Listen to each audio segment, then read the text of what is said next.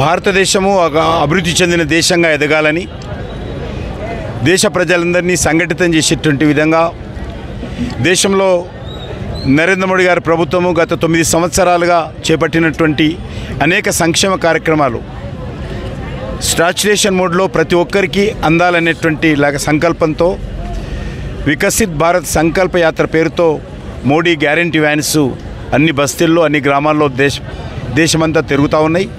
అందులో భాగంగా ఈరోజు మరి హైదరాబాద్లో నింబోలడ్డలో ఇదే రకమైనటువంటి కార్యక్రమం కొనసాగింది.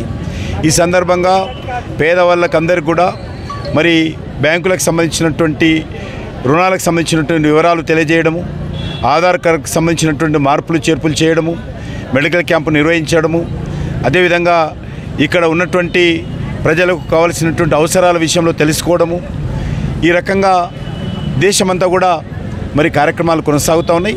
మనకందరికీ తెలుసు ఈరోజు నరేంద్ర మోడీ గారి నాయకత్వంలో దేశం ఒక నీతివంతమైనటువంటి ఒక మరి ప్రభుత్వము పనిచేస్తున్నటువంటి విషయం మనం చూస్తూ ఉన్నాము. ఒక సమర్థవంతమైనటువంటి ప్రభుత్వము, ఒక స్థిరమైనటువంటి ప్రభుత్వము ఈరోజు ముందుకెళ్తూ ఉంది. రానున్న రోజుల్లో కూడా నరేంద్ర మోడీ గారి నాయకత్వంలో దేశంలో మరి వచ్చేటువంటి ఎన్నికల్లో కూడా అధికారంలో రావాలని ప్రజలు ఆకాంక్షిస్తున్నారు.